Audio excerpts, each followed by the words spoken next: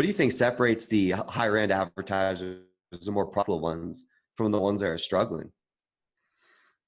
The high end, like email Like marketers, or like the high. advertisers? No, the advertisers, the ones that are like doing it right, in your opinion. Okay. Yeah. Well, I will say that I will not stray into like the media buying side because it's not my forte. I don't do that.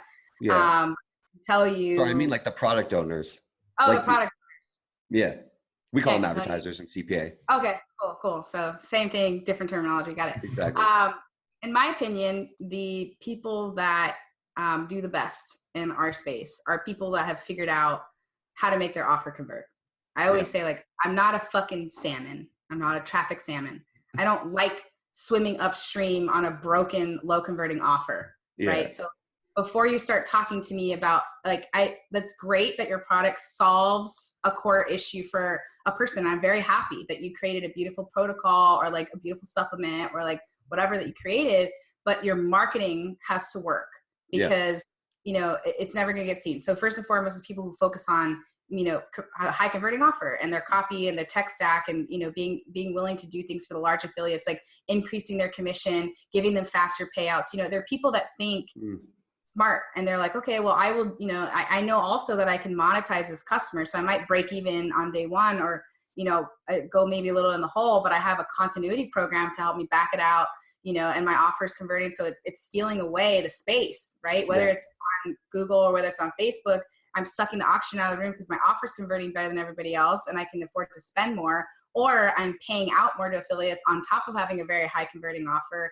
And I'm willing to cut deals with them that no one else is going to do. Like, ACH someone their money every 24 hours or pay the $250 CPA on a, $50 product. Like, I'm willing to do all that because I know my numbers and I'm focusing on high converting. And then the people who stay that way are people that continue to maintain their top relationships and continue to optimize their offer. I see so many people that had like a super hot offer, they're killing it for a whole year. And then it's like the next year, they're like, all you see is them on Instagram and they're like net jetting and they're like doing all shit. And it's like, I haven't seen their email creatives or their landing pages change in a year. Yeah. And this shit's going to just like tank. Like it's not going to last forever. And I think too, just a step further, and, we talked about Agora before, one of the things that they are really good at doing is back-end monetization, which means that they have a good relationship with their customer. Like, we've heard that come up multiple times on how to have successful offers. It's just all back end. It's all back end. You can you can outspend everybody else, and making sure that your offer on the front end converts well enough that, bring the customers in.